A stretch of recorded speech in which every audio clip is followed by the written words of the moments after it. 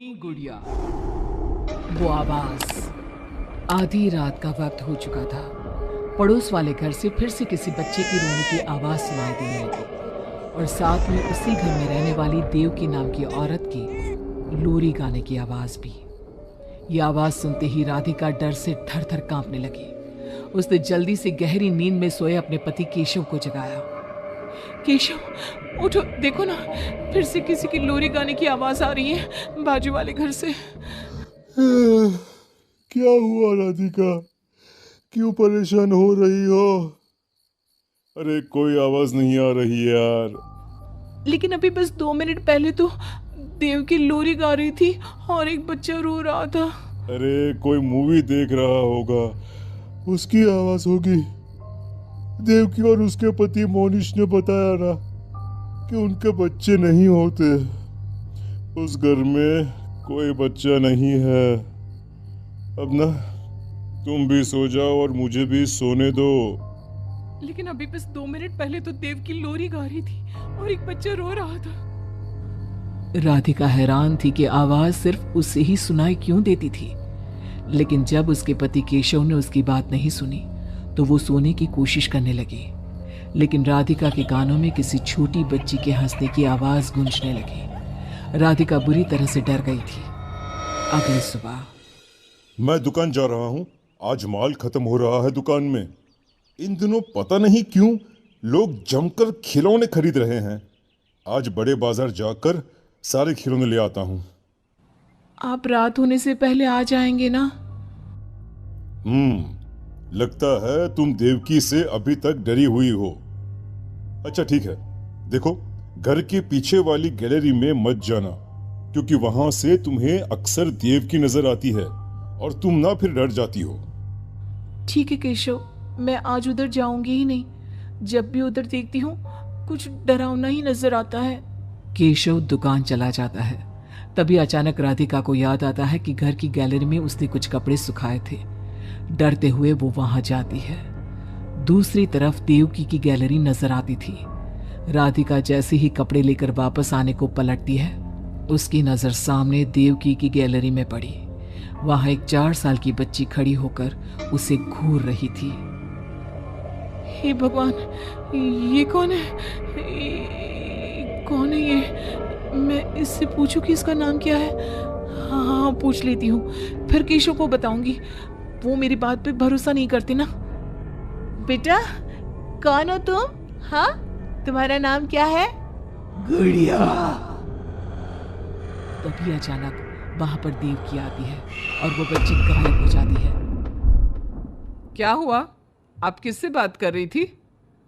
वो यहाँ पे मैंने एक लड़की को देखा था। वो कौन थी? कहाँ गई वो अभी? कौन लड़की? मैंने कहा ना, मेरे घर में कोई बच्चा नहीं है। मैंने देखा था, वो यही थी। वो आपके पीछे कौन है? राधिका को फील होता है कि किसी ने उसे धीरे से पुकारा, आंटी। राधिका पलट कर देखती है तो वहां वो छोटी बच्ची खड़ी थी।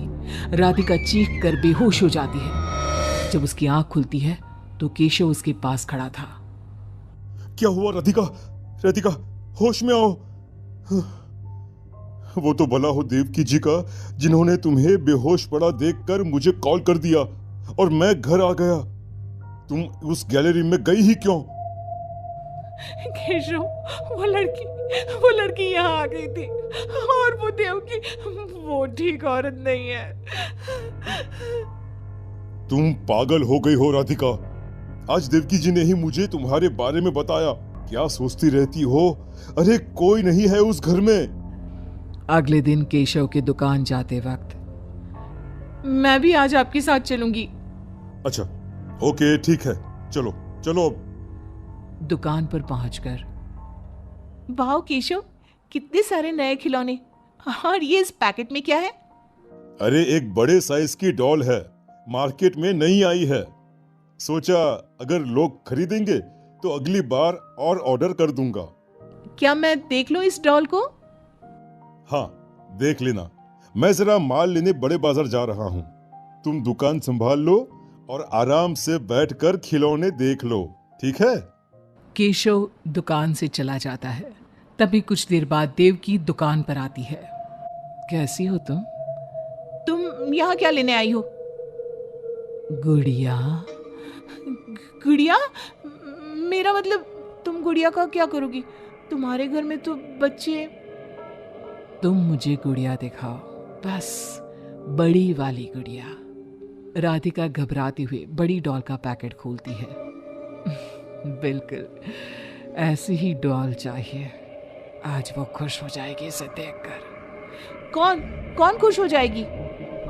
देवकी अजीब नजरों से राधिका को देखती है और बिना कुछ कहे पैसे देकर चली जाती है। उसके जाने के बाद राधिका शॉप के अंडरग्राउंड में नए टॉयज का मॉल चेक करने जाती है।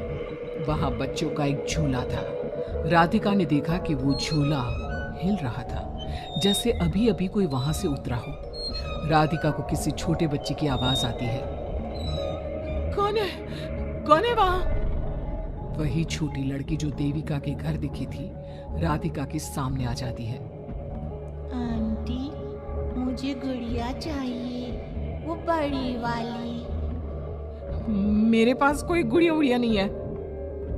बड़ी गुड़िया चाहिए, मुझे दे दो, नहीं तो मैं ये सारे खिलौने जिंदा कर दूंगी और फिर वो आपको मार डालेंगे। कौन हो तुम? मैंने कहा ना नहीं है मेरे पास बड़ी गुड़िया। अभी तो थी ना, कहाँ गई? वो देवकी ले गई अपने साथ। अभी जाओ और मेरी गुड़िया लेकर आओ, वरना। उस छोटी लड़की के नाखून बड़े हो जाते हैं और पैर उल्टे। वो बहुत ही खौफनाक दिखने लगती है। नहीं देखो, मैं अभी जाकर तुम्हारी गुड़िया लाती हूँ। तुम यहीं रुको। नहीं, मैं तुम्हारे साथ चलूंगी, कहीं तुम भाग गई तो। राधिका शॉप से निकलकर तेज स्पीड में सड़क पे चलने लगती है। उसने पलट के देखा तो वो लड़की साए की तरह उसका पीछा कर रही थी। राधिका देवकी के घर पहुंचती है। दरवाजा खुला था। राधिका अंदर गई, वहां कोई नजर नहीं आया, बस सामने वो गुड़िया रखी थी। राधिका चुपचाप गुड़िया को उठा के वहां से आने लगती है। पीछे से आवाज आती है, रुको, ये क्या कर रही हो? मेरी गुड़िया कहाँ ले जा रही हो? देखो देवकी, ये गुड़िया मुझे ले जाने दो, वरना वो लड़की। ओह, तो उसने तुम्हें डराया। उसे तो मैं बुलाती हूँ। गुड़िया, जरा यहाँ आना बेटा। मम्मा, क्या हुआ? मेरी लाडो गुड़िया को बहुत पसंद है। देखो ना, 10 साल की हो गई, अब तक डॉल से खेलती है। ये तो वही लड़की है, और ये 10 साल की नहीं 5 साल की है। हाँ, लेकिन जब उस कार एक्सीडेंट में मर गई तब 5 की थी, अब तो 10 की हो गई है ना। मतलब ये मेरी बेटी है और मरने के बाद भी मेरे साथ है।